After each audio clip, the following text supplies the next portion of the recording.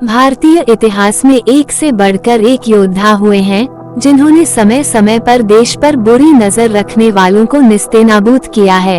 भारतीय इतिहास में जब जब वीरों की बात होती है, उनकी वीरता और साहस के चर्चे भी होना आम बात है।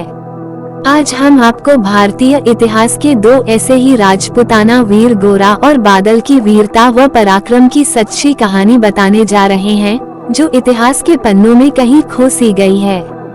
ये दोनों राजपूत योद्धा चित्तौड़ के राजा रतन सिंह की सेना के अभिन्न अंग हुआ करते थे। गोरा और बादल जालौर के चौहान वंश से थे, जो रानी पद्मिनी की विवाह के बाद चित्तौड़ के राजा रतन सिंह के राज्य का हिस्सा बन गए थे। ये दोनों इतने पराक्रमी थे कि दुश्मन उनके नाम से ही कांपते थे। यही कारण था कि मेवाड़ के राजा रतन सिंह ने उन्हें अपनी सेना की बागडोर दे रखी थी। अलाउद्दीन खिलजी की नजर हमेशा से ही मेवाड़ राज्य पर थी, लेकिन वो युद्ध में कभी भी राजपूतों को नहीं हरा सका था। इसलिए उसने कूटनीतिक चाल चली और मित्रता के बहाने रावल रतन सिंह को मिलने के लिए बुलाया और धोखे से उन्हें बंदी बना लिया। इसके बाद खिलजी ने मेवाड़ को संदेश भिजवाया कि रावल को तभी आजाद किया जाएगा जब रानी पद्मिनी को उसके पास भेजा जाएगा। अलाउद्दीन खिलजी के इस धोखे और संदेश के बाद राजपूत क्रोधित हो उठे। इस दौरान रानी पद्मिनी ने धीरज व चतुराई से काम लेने का आग्रह किया। इसके बाद रानी पद्मिनी ने गोरा बादल के साथ मिलकर खिलजी को उसी तरह जवाब देने की रणनीति अपनाई जैसा खिलजी ने रावल रतन सिंह के साथ किया था। रणनीति के तहत खिलजी को संदेश भिजवाया गया कि रानी आने को तैयार है, लेकिन उसकी दासियां भी साथ आएंगी।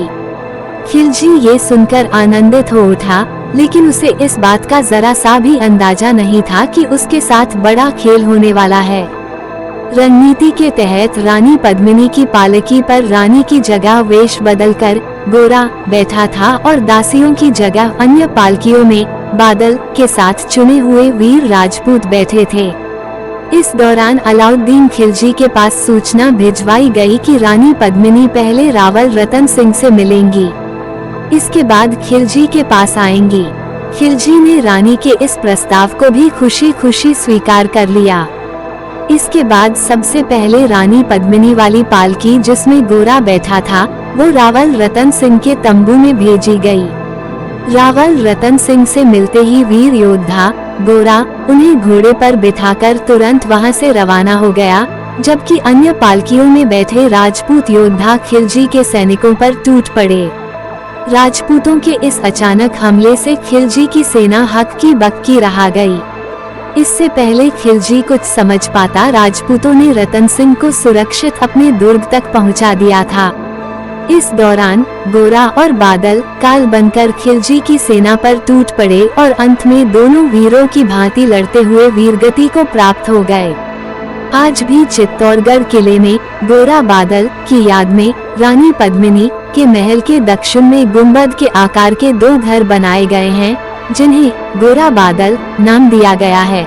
गोरा और बादल की इस कहानी का गुणगान राजस्थान के उदयपुर के एकलिंगनाथ मंदिर में भी मिलता है। इन दोनों की कहानी उदयपुर में वॉल पेंटिंग के जरिए बताई गई है।